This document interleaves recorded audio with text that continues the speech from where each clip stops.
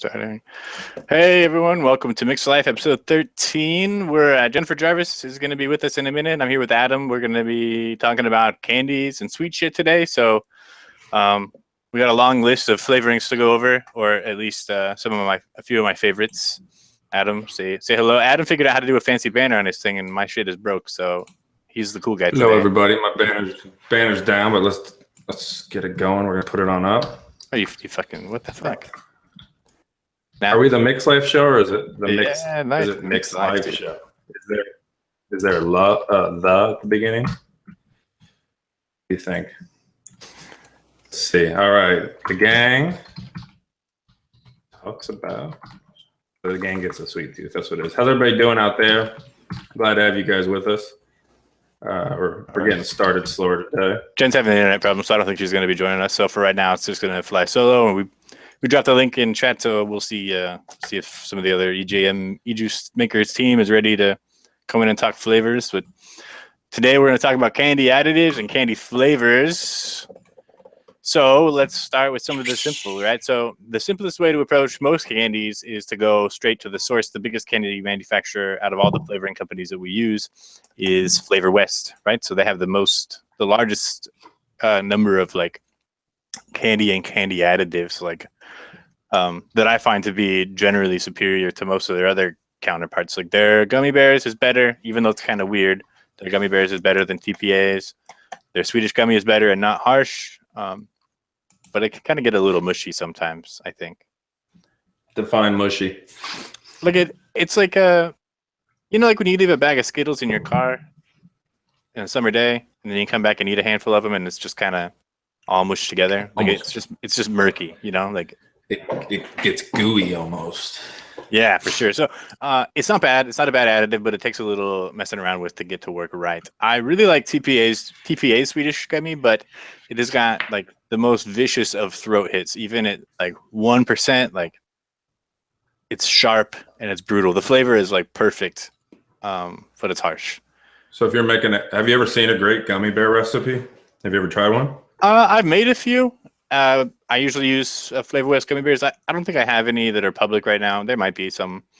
But the biggest problem is finding the fruits to combine with gummy bears that match the flavor profile of like an actual gummy bear, right? Like, so you're basically just like creating like fruit snacks, instead of like actual gummy bear flavors. Mike Litt asked if fructose and syrup is still an issue with some Flavor West flavors. Yes, it absolutely is.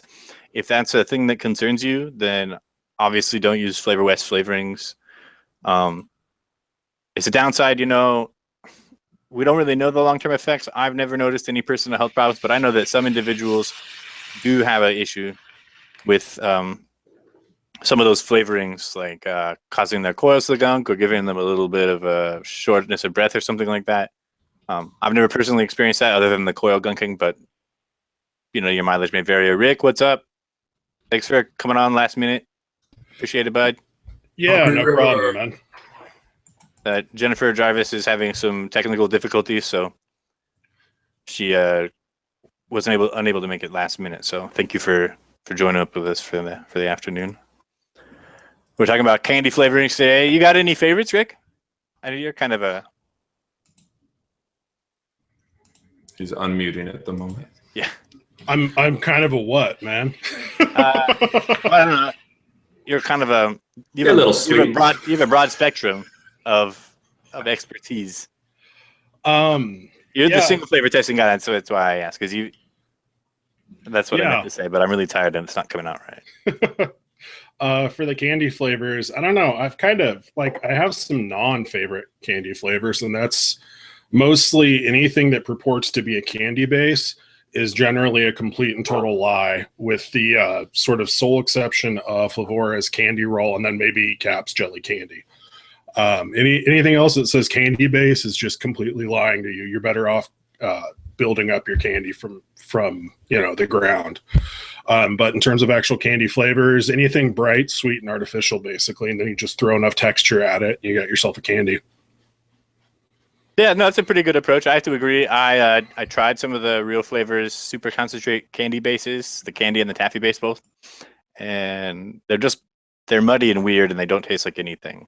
like Yeah. specifically. You know, like I don't know, maybe I'm using them wrong or something, but Well, they all seem to mute the ever-loving hell out of anything that you actually put them on top of, too, which is always my issue with a lot of those candy bases. The Flavor West candy bases are a little bit better in terms of muting, but their saltwater taffy and their hard candy, which would be the two that people are normally looking at the most, all have like this weird kind of like hairspray taste to them that you really have to balance to sort of get them out of there.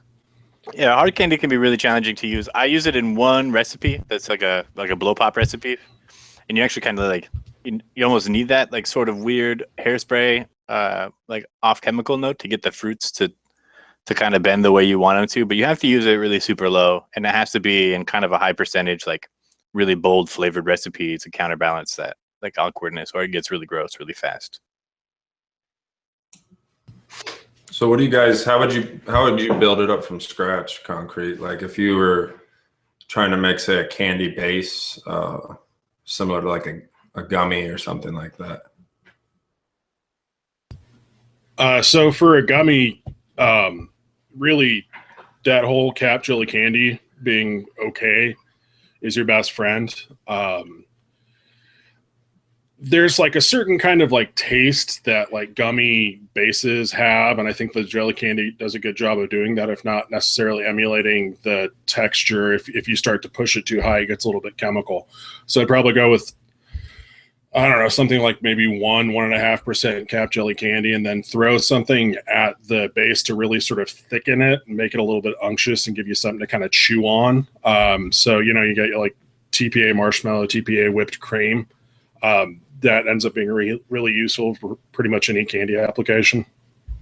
Yeah, I rarely get whipped. I'll use whipped cream all the time. And then somebody posted in DIY or Die saying the same thing. They're like, hey, you know, I figured out this works. And that's one of my little secret things I like to use is just I finish almost everything with that whipped cream. That's got the triacidin in it. And it doesn't really come off as cream necessarily. I think I made one mix before where after the steep, it wasn't supposed to have any cream notes and it did. And I was like, damn it, that ruined it. But for the most part, it's a great finisher. And it almost has like, I describe it as making the vape like more the mouth feel, but it almost thickens it without making it like a custard thick somehow. So yeah, that's what I was thinking. So that's cool to hear. That's what you would do. Yeah, and then in terms of the actual candy flavor, I mean, there's plenty of options. Like most of the fruit flavors, sort of the default ends up being candy, unless you look at like some of the more realistic stuff like Flavor Art. If you look at a lot of mainline like fruit flavors, what you're really talking about is like a candy flavor. And so like all of your bananas tend to be candied.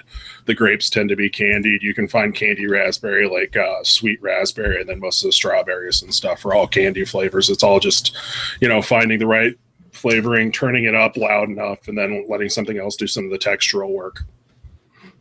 Actually, I don't know if I ever released it, but I'll look through my recipes. I came like TPA grape.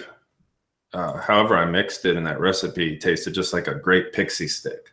So like TPA grape has like a powdery note to it, almost like granule sugar somehow. And I'll look to see if I can find it. Notice that. So that's another thing. If you have that, you can kind of emulate the pixie stick, at least a grape one at that. And there's also, in addition to the TPA whipped cream, TPA vanilla swirl is like I mean, you can use it to kind of successfully recreate the body along with jelly candy of like Starburst or High Chews really well. You use it low enough. I mean, because vanilla's in almost every fucking candy on the planet, anyways, in some way, shape, or form. So and the vanilla, I don't get that much vanilla from Vanilla Swirl. Maybe it's just me not tasting it, but I get a lot more. You're a vanilla connoisseur. I mean, you wrote an article. Oh yeah, I still need to finish that trilogy. But you know, you're like a vanilla snob. So I think for you, I don't get a very bold vanilla from Vanilla Swirl. It's there, but what it can be used when you mix it with fruits and then some of that jelly candy base is it kind of turns like that sort of, because cap jelly candy on its own has sort of like a inside of the jelly bean, right, with like a little bit of cracked, smushy shell to it. But with the vanilla swirl in combination, like it really goes towards like a high chew or Starburst kind of sort of style texture.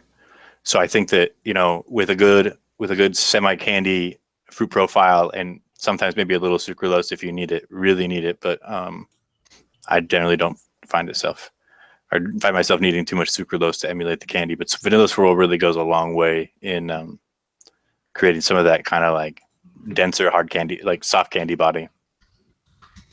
That's the word. Yeah, that's what I wanted. Concrete, what did you think of the Jungle Flavors Starburst, pink Starburst? I haven't had a chance to try them out yet. Unfortunately, it's another one of my list of a million things I apparently need to vape at some point. I mean, if they get that kind of like wax to it, because it's different than something like a straight like taffy base or like a candy base that you'd get with candy roll, sorry, or jelly candy. Like you want that waxy bite at the end, and if they manage to pull it off, I mean, that's fantastic. But it's candy for me is more about texture than it is flavor. I mean, the flavor part is the easy part. It's just how you actually go ahead and you texturize that and make people think of like a specific candy. Because if you're talking about like sugar-based candies, it's all pretty much just sugar cooked different ways with different textures, you know, at different temperatures and stuff. And then another really great candy texturizer that I think a lot of people overlook, and it's one of those flavors that kind of gets overlooked anyways, is Flavor Art's Oba Oba, right? It's modeled after like an Italian street candy, and it's got this kind of like marshmallow body with a little bit of citrus and some kind of like vague fruitiness that isn't really definable. The lack of definition is what really makes it like super great to use in all kinds of different candies to help give it a little more body. And you can use it like a sweet. I use it like I use it in place of like TPA marshmallow in a lot of recipes where it calls for like marshmallow as a sweetener and depth. I think it's a better choice. Some people don't pick up the marshmallow from it, but I definitely do. It reminds me of this stuff called spumoni, not to be mistaken with the ice cream spumoni, but spumoni is like an Italian marshmallow treat that's really good, and it kind of reminds me of that a lot. I don't know if anybody else has ever tried that before. It's good. I've had that. I used to eat it at Olive Garden when I was a kid. That was my treat that I'd always get. That and a vanilla cream soda, which was they'd make with seltzer water and then Torani vanilla syrup. And like that's why I gained weight as a child, because I drink like 4 refills of that when I go to Olive Garden. I didn't. Yeah, I don't know. I didn't eat a lot of candy as a kid. I like Butterfingers a lot when I was a kid. Candy bars are like probably the hardest bit of candy to emulate, just to get that layered chocolate along with whatever like the nougat filling, which Tyrone does a really good job of, but it still needs some like peanut butter or something like that to kind of like give it some more depth. And it's still a little challenging to get the crunch out of it, you know? Anybody else mess with the candy bar recipes before? No? Yeah? I'm not dumb enough to try to take that on full steam. It's challenging, man. I've tried a few times, and it's just like none of the recipes were bad, but they were not candy bars, you know? Yeah, I mean, especially something, can I go ahead and say enrobed? Something enrobed in chocolate is going to be tricky, just because the chocolate in and of itself is a pain in the ass. Then you start going into like, how do you layer this and how do you get a crunchy component and stuff? I don't know. I'm not that good of a mixer, man. It would just taste like a muddled mess. It's really challenging. I feel like I'm a decent mixer, and maybe not the best one ever for sure. But you know, it's hard to get that layering like just perfect enough to get like an actual like candy bar style experience. I can get all the flavors in there and get it to taste like a candy bar kind of, but just doesn't promote the same experience, and I'm all about that. So we had a question in the chat about Real Flavors Taffy Base. And yeah, I've actually tried that one. That's part of like my big diatribe against candy bases. So it does a really good job at mouthfeel, but it absolutely and completely just obliterates the flavor that you put on top of it. It pushes it around in some really unpleasant ways, and then you end up getting a whole bunch of like unflavored, dense volume at the end of your vape, which just makes the entire thing taste soggy. I've found that it works better at lower percentages, like something like 0.5% at the max, and you'll definitely get some texture out of that. But the only way I've found to get around it at all is just throwing way too much flavor at the front of that. So you want something really bold. I think somebody in the Reddit chat had asked if it worked with like Inawara raspberry, which is kind of a bully of a flavor, and you're definitely looking in that kind of direction and kind of deliberately over flavoring and cutting it back with that candy base and kind of compromising on your flavor and your texture there.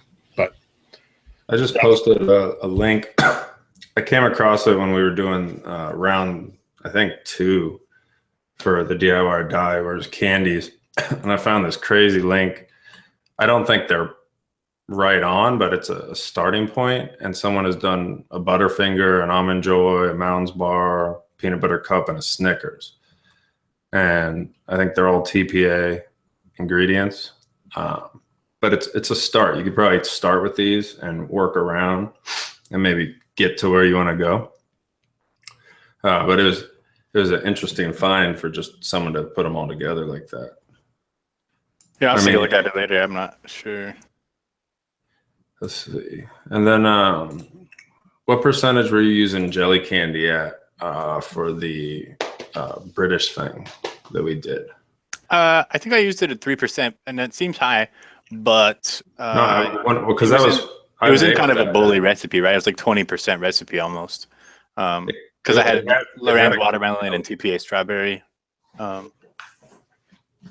Like it had a good jelly note to it when I vaped on the tester. So like, yeah. I was like, all right, he hit a candy somehow. I can't get, someone said strawberry taffy, but like strawberry taffy is like it seems strawberries are either like mushy or tangy, and the Cap strawberry just comes across so tart to me. So you'd have to really work on that one. I actually like strawberry taffy out of all of them. Obviously for me it doesn't taste very much like strawberries, but it does have a kind of like good like candy texture, but it's really kind of vague and nondescript candy texture to me. I don't know how to explain it, but it's decent flavor. I like it.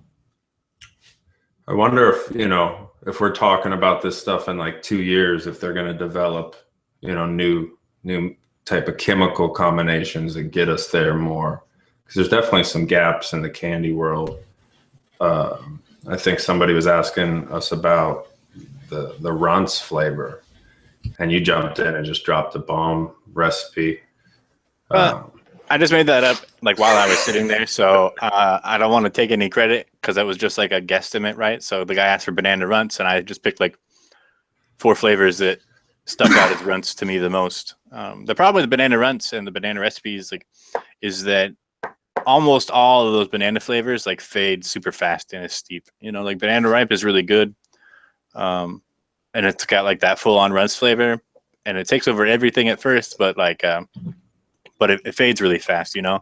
Lorraine's banana cream is a little less bad about that, but I definitely get the Runts vibe from it. And then you're in luck if you like banana that tastes like banana Runts, because every banana tastes like Runts banana. Yeah, I was kind of confused why it was such a problem, because like TPA banana cream and Flavora banana are like, and Medicine Flower banana are probably the 3 that, and maybe Hankson, I guess. None of those taste like banana Runts to me, but the rest do. But the problem with all those is that they fade. They fade really fast. So, at least to me. Yeah, if you're making a cream based, go with whipped cream and marshmallow. Okay, so go with this is why I got eliminated from the round I was in. Was because instead of using Flavor Art marshmallow, I ran out. So then I used Flavor Apprentice, but Flavor Apprentice has a lot of EM in it, and it'll mute down your recipe. So the ideal combo would be Flavor Art marshmallow under a 1%, and then TPA whipped cream at about 1 or under, if you don't want to get that cream to show up in any way. But if you're already going towards a cream type candy, those will help it big time. It's when you get into where you're trying to create texture, like Concrete said, but you're not able to go the creamy route. that it seems to be a little more difficult. What is did anybody do a good sweet tart? I know there's a street brand or a vape shop brand that's supposed to be good, but I didn't know if the vape shop one, the Hype Juice, I can't remember the name of it, uses Flavor West sweet tarts, which is like pretty sweet tart accurate, but it fucking destroys their coils like in less than a milliliter. Like literally one dripper full, and I start to get gunking. It tastes good, like I said, but it's a little weird, and it's kind of muddy. Flavora's candy roll, though, when you take it up to the 1% range, definitely gives like a. There's my fat ass cat. Look at him behind me. I can see him. It definitely gives like a sweet tart sort of vibe off of it, like that sort of powdery weirdness. And then if you look at my Sakura Sweets recipe, it definitely gets a little bit of that sort of powdered sugar, sweet tart candy sort of vibe from it. And I'm pretty sure the culprit is actually Capella's lychee, but I'm not 100% sure on that yet. I never really broke it down and tried to nail down where that note came from in the mix, but I really enjoy it. Yes, that cat is an asshole, Cincinnati King. Did he make it out? Oh yeah, he did. Good. Now he's scratching at the other side of the door because he wants in again already, right? You let him out, and the first thing they want is come back in. And they're talking about using yogurts and candies in the chat. And I have to say, I haven't really gone down that route just because I have like PTSD from butyric acid. But have either of you messed around with that? Yeah, Flavor West yogurt is probably the way to go with that. I like Flavora's Greek yogurt, but it's sharp, and it needs to steep or it's really like too sour. But Flavor West yogurt has a really good body, and I don't know if it has butyric acid, but if it does, it's low enough that I can't tell. And it does do a good job of having that sort of like innocuous like cream body, chewy texture type deal. It works kind of like Vanilla Swirl, but I think the Vanilla Swirl works better still. So yeah, I've had some luck with the Flavor West yogurt. I really like Flavor West yogurt as a completely off topic. It's one of my favorite yogurts. It's definitely my very favorite yogurt. So I used Flavora yogurt under 1 and like a 0.75 with the banana on a shaken vape is going to give you that ripe taste. But if you go over that, it just tastes like blue cheese. I tried to make a yogurt with like a 3% and was bold enough to vape it day of, and that was my worst experience vaping. Yeah, it tasted like I dipped a wing in blue cheese. Like the blue cheese was there. So if you're trying to make a blue cheese vape, Flavora Greek yogurt 5%. Yeah, can we talk about the sours? Because there's a lot of confusion between malic and citric acid. What is TFA sour? What is malic? What is citric acid? And then I'm sure some people think apple cider vinegar affects that because they think vinegar is sour. So maybe just go over those. Apple cider vinegar affects your pH balance, right? So it adds a little acidity, but it doesn't necessarily make things sour. Citric acid works better to me than malic. TPA sour is malic acid at 5%, right? FA Sour Wizard is more effective, and I believe that it's malic and citric acid.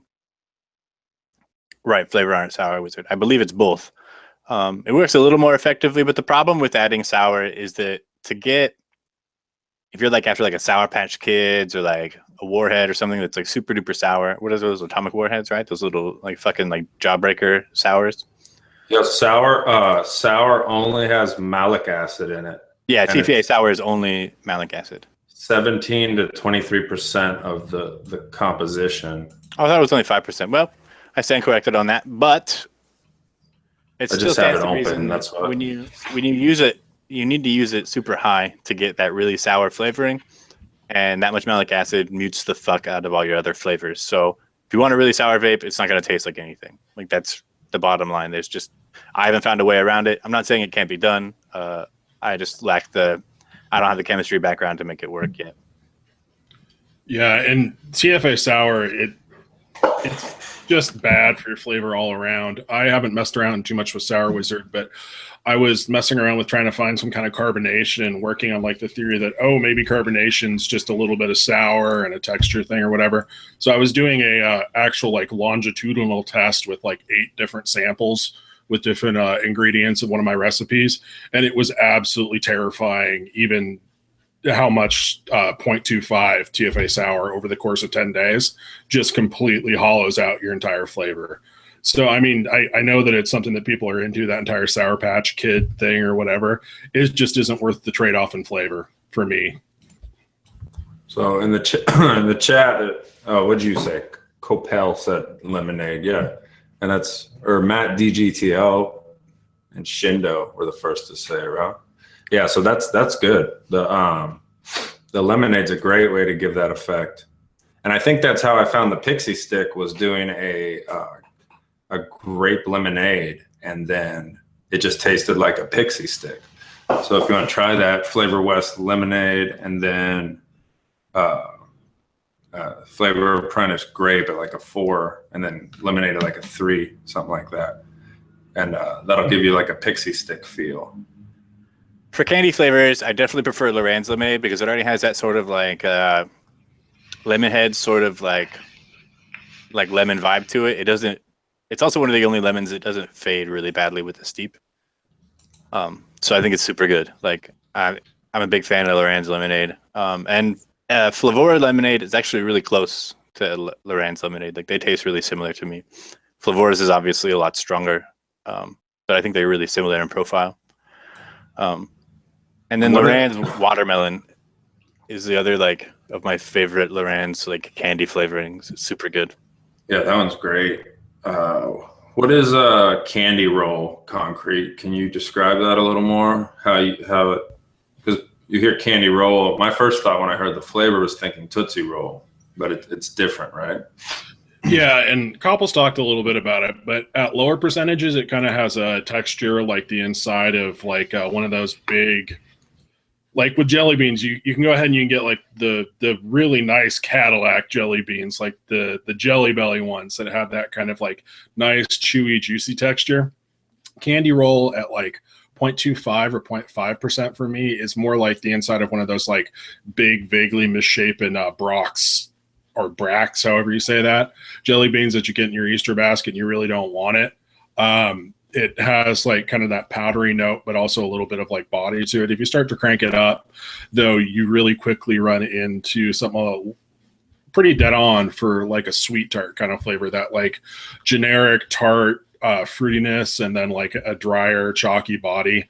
I think for the candy roll thing, they were maybe talking about like, and of course the American version of like Smarties or something that's like that compressed powdery kind of vibe, but it's definitely on the tartar side. And so yeah, I'd say that one's pretty dead on for something like sweet tarts. I actually tried trying to think of the name. They're the brand. They're a British brand, and I think it's got a devil as the logo. It's maybe I can't remember the name of it, but they're big in England and they have a lot of shops over here. And I tried an orange Tic Tac one time and it was just right on. Like whatever they had done, however they'd made it. That was one of my first vapes ever. It was like 5 or 6 years ago. And they hit the note. I can't remember the name of the company though. But somebody was mentioning orange Tic Tac. And then he's saying, is there an orange flavor that's not Tic Tac like? So which ones do you think are Tic Tac like? Let's start there with the oranges.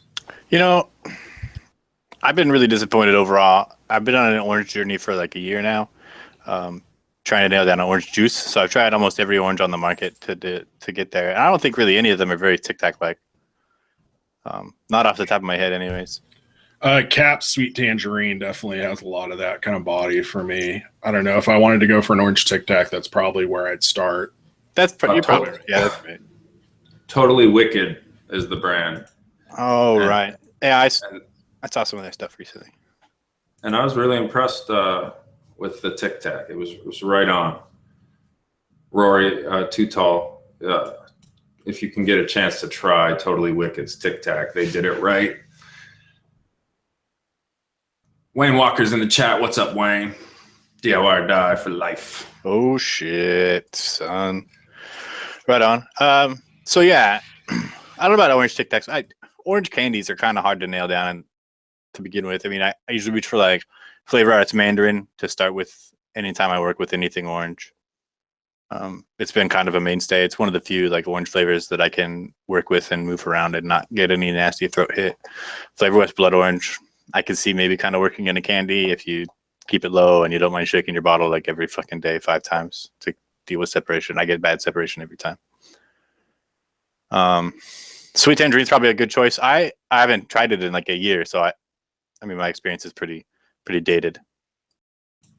Yeah, that's I hate oranges in general. Like I'd make orange cream and they just all like have like a vomit concept to them. Like just like the orange almost curdles the cream. And then the only one I could figure out, I did an orange dream cream that tasted really good. And it was the only thing that I liked. And that used the Royal Premium as a base orange from Flavor Art. And that actually mixes with creams the right way. But man, like I made probably 5 or 6 recipes never released that I just hated, using different kinds of oranges, different kind of things. And then something that helped the orange is mango. I added mango as a back note, low enough where you couldn't taste the mango, where it blends with the orange, and that actually worked to keep it from being such a sharp orange, sharp cream kind of note. There's a Wayne Walker just said that orange cream was like the only thing he had any good luck with. So I do like TPA's orange cream is pretty good, and I really like Cap's Orange Dreamsicle as a creamy orange. It's actually I like it a little bit better, but it's a little heavier on the cream and lighter on the orange, so the orange needs a little help. But the orange cream, like, it's pretty smooth delivery. It's probably one of the better Cap creams too, in my opinion. You ever worked with it, Rick? No, that's not really. I haven't gone down the entire creamsicle route that hard. It kind of seems like inviting madness.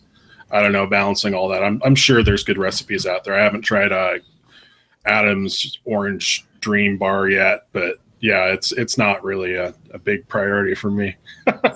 So I got there with a. So I ate a dreamsicle, like the kids and I got them and ate them. And then as I'm eating it, I'm like, this doesn't taste like ice cream. It tastes like powdered cream. So that caused me to go higher with the whipped cream to try to get more of a powder note.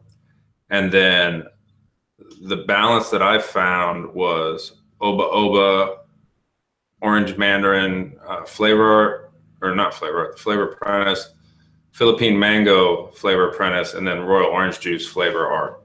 And that combination there turned out to be all right.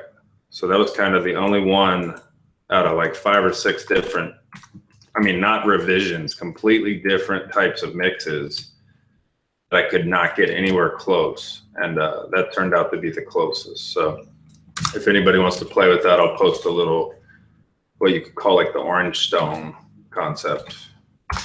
There you go. So that'll give you an idea. And if you want to play with that and try it out, Wayne thinks his is better. Actually, Verve's Dreamsicle version perfected, which he just put back on ATF. It was on ELR, but then he took it down. It was probably my favorite, like orange creamsicle type recipe. It's pretty good. It's really good. It's super accurate. I liked it a lot.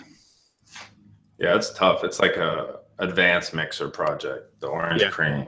I haven't tried Wayne's new blood orange sickle, but I'll probably give it a try. I don't actually have the Flavor Arts blood orange yet, so I have the other one, and for somehow I missed it on my last ECX order, so I have to order it. So that'll be a while.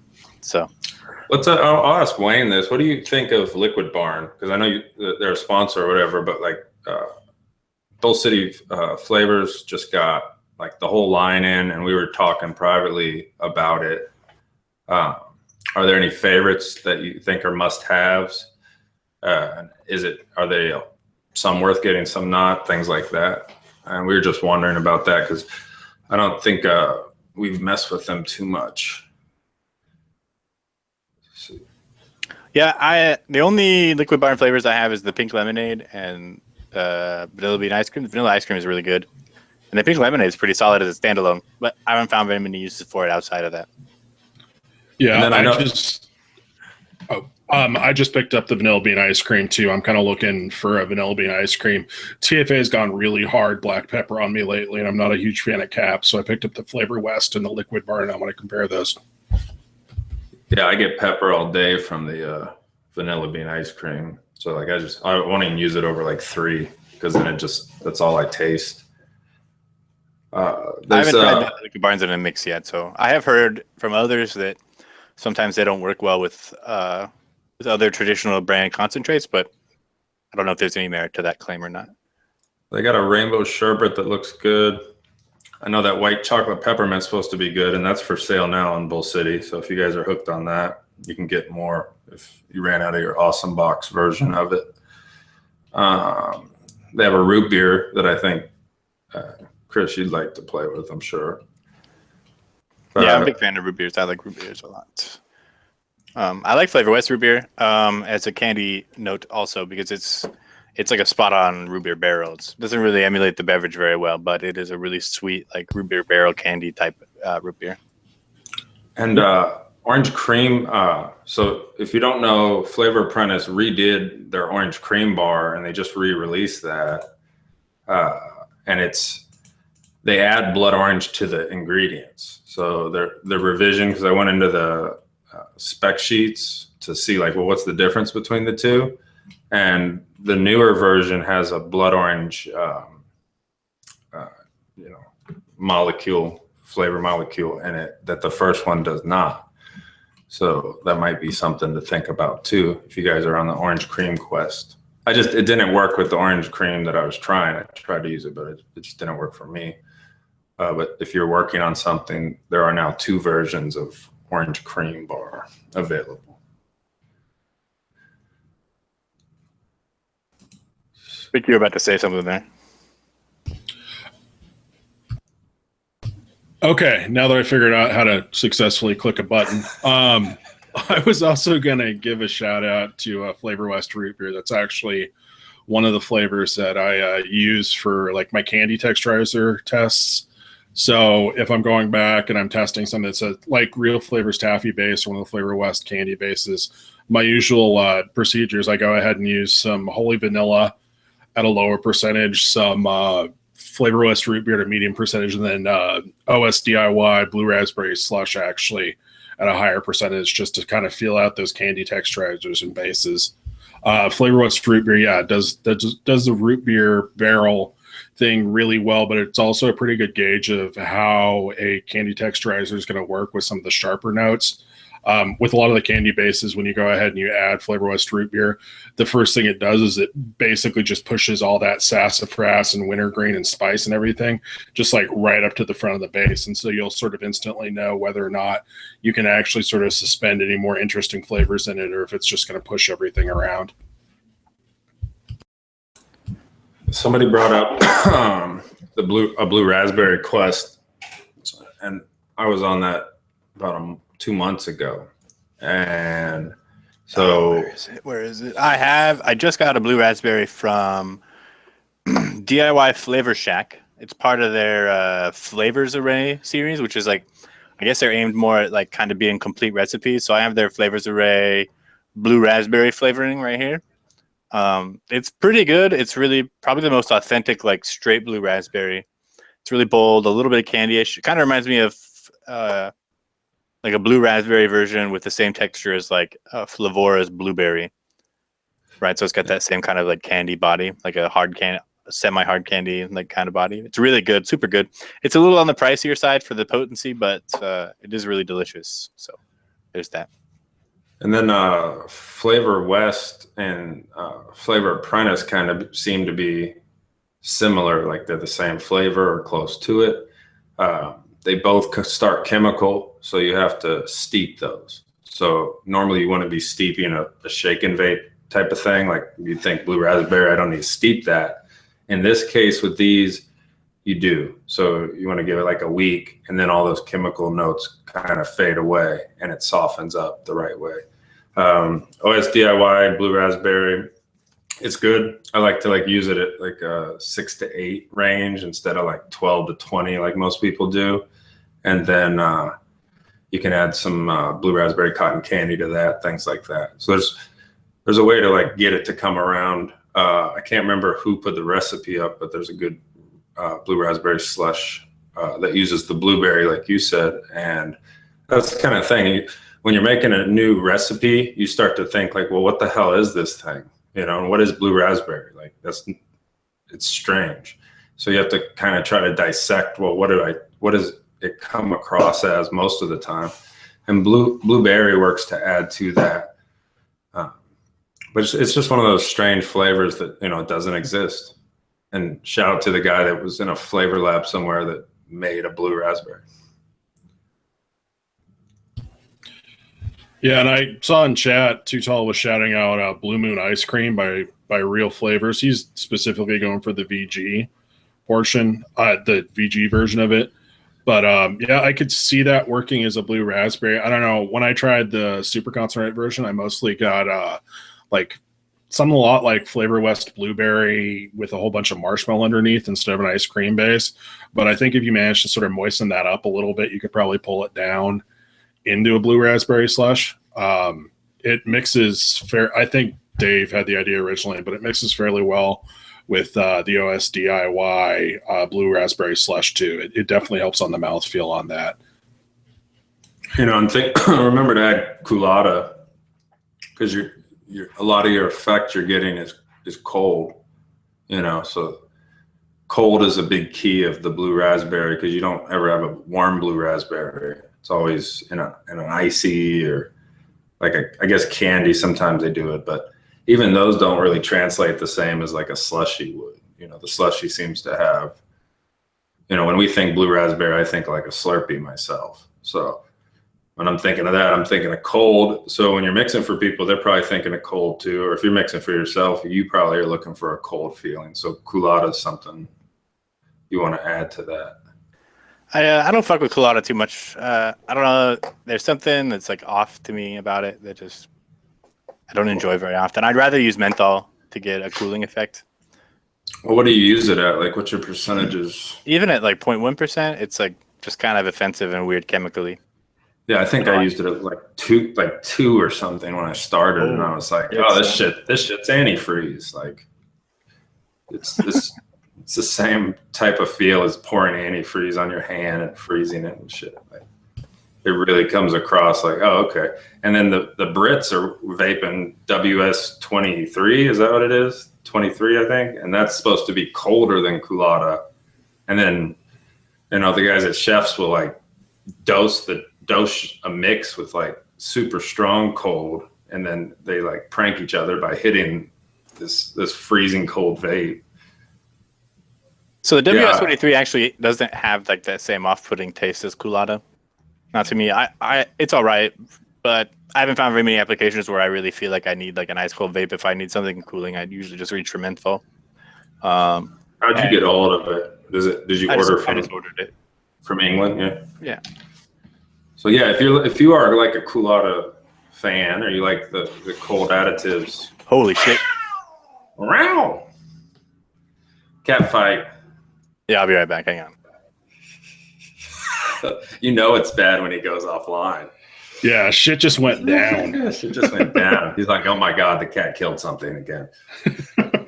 Well, that cat's about the size it could probably take out his toddler without too much of a problem. I mean, that's a big cat, man. Well, folks, we have technical difficulties. All right, I'm back. Nobody's dead. Attack. Oh, look at my Star Wars thing came on. Awesome. Yes. But the problem is that I need to get a green screen because it does this weird clipping thing, and I have shitty lighting, so they fixed that. Great. There we go. All right, so well, I'll go ahead and be the culotta apologist here, if that's cool. I actually really like culotta. I don't get a whole lot of bitter chemical notes from it, but I'm very rarely taking it up past 0.5% for most of the mixes where I feel you need that kind of coolness on the exhale and not necessarily the inhale for the menthol. I mean, I'm usually at 0.25%, 0.5% if it's something that's actually supposed to be icy. But I kind of like the way that it clears your palate. a little bit. And obviously it doesn't work if, you taste chemicals from it or whatever, but I like the way that it kind of clears out your palate at the end of the vape. So with a lot of those like really heavy sweet flavors, they kind of like accumulate in your mouth and start to get really weird. And it kind of helps to like blow that out at the end of a vape. Yeah, no, I would like for Culata to work with me. It just, I just get that weird vibe, that weird chemical vibe from it. And it just doesn't, I don't like it. But Ice from Flavora seems to do that less to me, so I've been playing with that a little bit. See, and I get the exact opposite from Ice. Ice to me ends up tasting a little bit on the chemical side. I also sort of struggle to find a lot of the cooling there, so I don't know if that's just a difference of palates or I have no idea what the hell I'm tasting. But I was really looking at Ice to be my Culata replacement because I know that some people have issues with it, but I couldn't find like a usable percentage where I actually got like a solid cooling from it, and it didn't end up tasting a little bit weird to me.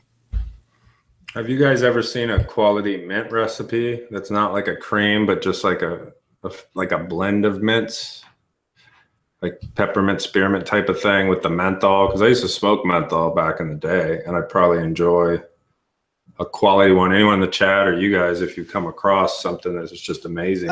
Just straight mints, like I like TPA peppermint just standalone by itself is pretty good, or Flavora spearmint is really super good by itself.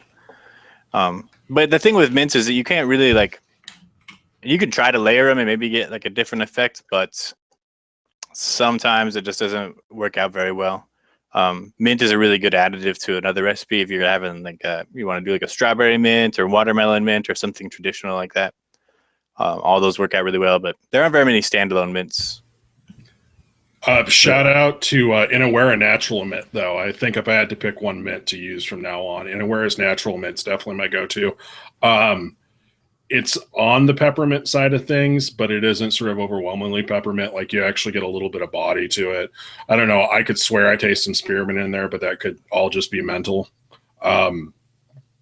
I think if you wanted to build a good mint recipe from the ground up and kind of go for a straight mint, Koppel was talking about it earlier, but I think lovage might be the key for that. I've done a couple experiments after he kind of like haphazardly thrown that out, and that actually seems to be working really well. It's kind of let me go back to using TPA spearmint, which kind of without the lovage tastes like straight gasoline to me. But if you add some of the lovage back in, it kind of rounds off some of the sharper edges, and you can almost actually taste a real mint in there. It's pretty fantastic. What does lovage taste like? So by itself, it tastes like wet celery, right? Like kind of like it's kind of sweet. It's a little dark and it's really vegetal, right? Like it's got a sort of like definitive like rhubarb / celery type note to it. But what that does for other flavors is like it can add back that green note, like that natural like leafy flavors like mints or basils or things like that are missing. At least that's my theory.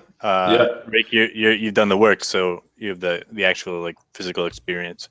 I haven't messed with mints and lovage yet. I've just used them in tobaccos so far.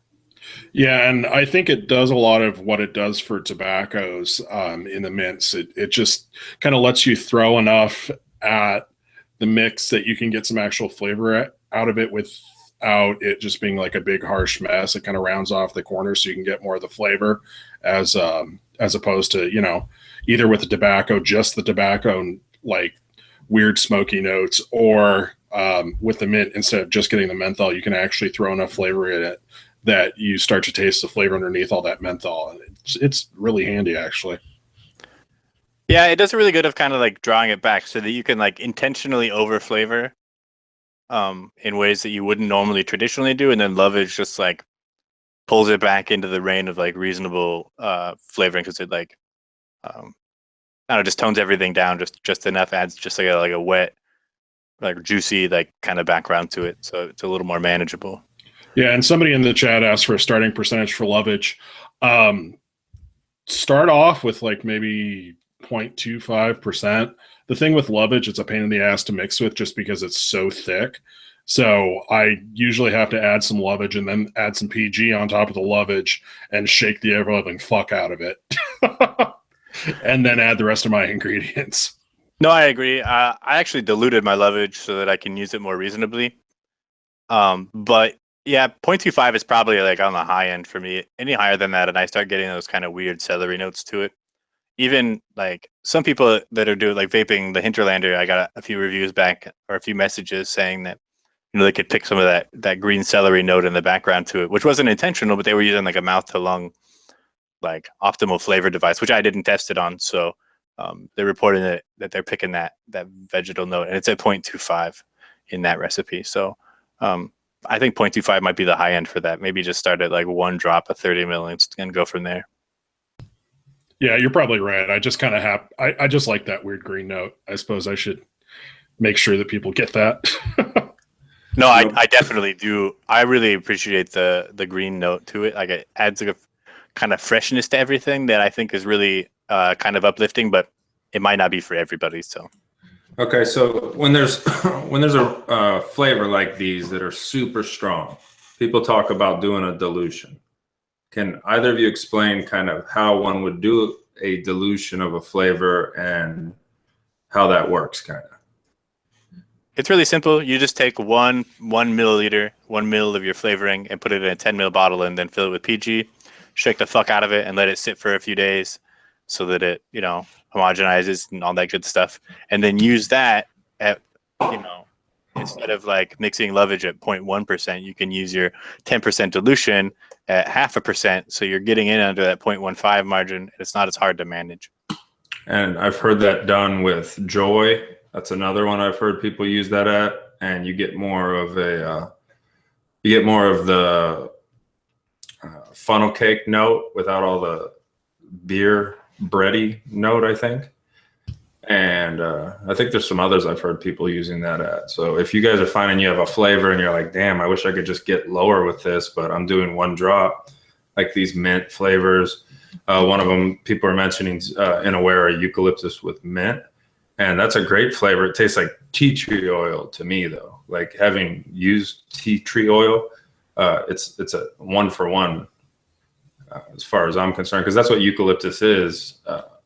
Most people don't eat off a eucalyptus tree except a koala, but if you want that note, it's kind of cool. And then I also have a theory that if they're using eucalyptus for real, it may even be healthy for you to vape that, because real tea tree oil, whatever they're using, I mean, it smells like 1-for-1 like tea tree oil. So if you like it, that's good. That's eucalyptus with mint. But if you don't, that's what it is too. So heads up on that one.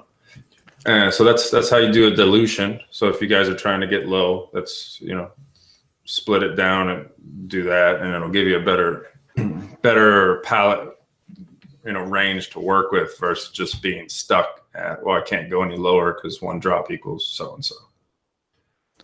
Yeah, and sometimes it just makes it easier to manage, especially when you're like mixing by weight and you're trying to do a 10 ml bottle and you're trying to fucking like get a third of a drop, like it's a pain in the ass. So the dilution helps with that. Are there any other flavors you guys can think of that are like better that way? Or Flavor Art honey. Flavor Art honey. So if you guys are trying to get a good honey, dilute it down like he said and give it a try, and it might get you there. Yeah, there's a whole bunch of Flavora stuff actually that really benefits from a dilution.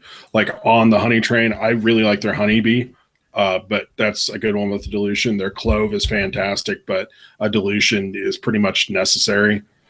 Rich cinnamon you can kind of work without a dilution, but it's a hell of a lot easier if you actually use the dilution for it. And then you were talking about stuff like Joy, like those kind of bready additives that kind of taste sour and beery. If you add too much, Flavora's fried dough, sweet dough, and donuts are all like super low percentage use. And so you probably want to make dilutions of those when you get those in too. And they're all really good. I mean, they're all really good flavors if that's what you're looking for. But yeah, a dilution makes your opinion of them a lot more positive, I've found. And I guarantee you that most mixers out there, most beginning mixers, because you don't see dilutions in recipes too often. So it's definitely something you guys can think about doing to expand your horizons of these really super, like they're the real super concentrates, or these different ones that just you can't really work with other than a drop or two. In Aware Waffle, which is now discontinued, is also one of those if you have around. It's like needs to be diluted. Otherwise, you're using it like you're using way too much because it's too strong. Even at 0.15, it's really strong. What would you sub for that now that that's gone? There's nothing to sub for it, unfortunately. It's depressing. Just weep in the corner. I just cried. It's lost. But I have a 4 ounce, so diluted, that's enough for like 20 years. So I think I'm good. Just freeze some. It'll be all right. And then Jennifer's in the chat. She brought up milk and honey. And then I remember from my show with Emily, she said she uses milk and honey for a almost brown sugar concept sweetener. So instead of brown sugar, she'll sub the milk and honey, and it gives a dark sugar note. So that's something you can use Flavora milk and honey for. Also, Innoware's creme brulee, if you're looking for that dark brown sugar note, it's another really good source. I saw somebody using a recipe for it on Discord earlier today. They use creme brulee at like 3.5 or 4%, which looks daring, but I'm going to try it. Yeah, Innoware, you know, I think I found somewhere that they're saying like they're looking at your maximum flavor if you're using an Innoware to be like 5%. You know, so if you're trying to stick to like a 15% mark and you're using Innoware, you're gonna have a bad day. So if you're mixing Innoware in those, like 5% final makes more sense than a 15 because they're just so strong. I don't use any Innoware over 1%, 1.5%. Right. Like, yeah, except maybe pineapple is a little on the weaker side. Rick, you have more experience with the pineapple than I do. Yeah, pineapple. Their pineapple's fantastic, but it's definitely on the weak side for Innoware. I've seen it used. Oh, I want to say Dave has a recipe. He'll probably correct me if I screw this up, but I think he had it up there at like 5% or maybe 6% in one of his recipes. Something that seems just absolutely balls out crazy, but that one's on the weaker side. I don't know. A lot of the Innoware stuff I can get by like in the 1 to 2% range, but yeah, I don't really go past 2%. Yeah, I think Innoware is like on par, if not stronger than Flavora. In most cases, they're kind of right at the same place. Cincinnati King just asked if a recipe calls for 80-20, or if he wants to mix a recipe at 80-20. No, if it starts at 80-20. If it starts at 80-20 and he wants to mix it at 60-40, will he need to lower the percentage? You might need to. You might find it over flavored with all that extra VG carrying your flavors, but I'd mix it first and let it steep a week before I fucked with it, to be honest, because most times it's not as big of an impact as you'd think. So if you guys are using ELR and you wanted to do that, so the only concern is that because it's thicker, it's flavored stronger, right? So when you're at 60-40, you got the thinner, you've thinned it out with the PG. So now you're going to have, you know, technically more flavor, if you will, but the percentage of the flavor doesn't change. So you may want to dial the flavor back. If you're using ELR, there's a feature for that now. So if you go to the little tool icon, it's like the 5th one down, it says adjust total flavor percentage. And that's kind of a cool feature in general, because if I'm mixing something, I'm going through the rounds of it, the concept's always dial back the flavors, not increase them for more flavor. And it's counterintuitive, but that's the way e-juice works, is that you want to use the lowest amount of each ingredient you can to get that note in your recipe. So you can dial back for different rounds and try different things. It lets you adjust the total flavor percent, and then it'll adjust every single ingredient in there. So that might be something you think about doing as you're changing your PG-VG ratio so much. You know, generally, like when we're mixing, or at least when I'm mixing, I'm working between like a 70-30 or 80-20, right? And that's really where I stay in that range. So that might be something you consider doing, is dialing your flavor down a bit. All right, well, we're about to hit our time here. Jarvis made a good last point, though, is that, you know, if you're using less VG, like your recipe will be slightly less sweet, because VG is naturally sweet. So that's something to consider when you're going down to 60-40 or 50-50. And again, your hardware is going to be the job. No, we did not touch on the ELR drama today. Jennifer Jarvis covered it in her show. And as far as I can tell, if you go to the eLiquidRecipes.com Facebook user group, Lars appears to have worked it out with folks. So I think it's pretty much over, and it's not really worth fussing about. right now. Yeah, anyways. I mean, the biggest thing with that is just, you know, us as mixers need to make sure we take care of each other as a team, almost like a union.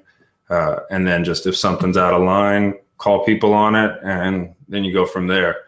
But we don't need to be like calling names, and we don't need to be, you know, trashing people too bad. You just need to be a team of mixers that represent each other, because if someone goes over here and they're taking recipes, things like that, that can end up, you know, affecting all mixers. You know, in the case of this, it seems like a misspeaking or disagreement type of thing, but you know, everybody involved seems to took care of it, you know, in the right way. So that's really good. Yeah, DIY mixer union. Yeah, it's real, because whether or not it's public, it's something that we all need to do, because whether you're mixing, well, if you're mixing for yourself, whatever, but once you're releasing recipes, you know, it does piss you off when you work really hard on something and then someone else is making money off of it. And the argument is, well, it's free, it's up there. But if, you know, you make a great recipe, food recipe, and you're putting it up on recipes.com or something, and somebody takes it, puts it up, that'd be recipe theft. And nobody would have, they'd be like, that's not right. You know, Mario Batali or someone puts up a pasta recipe, and then you take that and try to make it your own. It's not yours, you know, so you are free to do it, but you're also free to deal with what comes from it, you know, and that's, you know, for all the people that are, you know, leeches to the community basically and haven't figured out how to mix, and they're just pulling recipes and stuff, you know, the response will probably not be the best for your company or your industry, you know, whatever you're doing. So, but, you know, shout out to ELR and Lars. He seemed to take care of it proper. And, you know, we didn't want to deal with it too much, because it's kind of like we try to avoid drama. We try to stay focused on mixing, you know, and that's what we did here today. So shout out to you guys for joining us. Thank you. I'll let Koppel wrap it. Yeah, thanks everybody for coming. Thanks, Rick, for jumping on last minute. I appreciate the extra support. Make sure to check out our one-shots on Chess Flavors and on e-cig. Get Adam and ID10T. And Zesty Vapes has got some new one-shots on e-cig. Keep a lookout. We're going to have some new one-shots coming on Chefs next month between myself and Adam. And now Clayton Moneymaker also has some new one-shots coming out soon. And hopefully we got some stuff in the works for you guys, even more releases in the near future for one-shot lines. And then, you know, thanks for watching. Click that subscribe button before you leave. And we'll see you all again next week. Later, guys.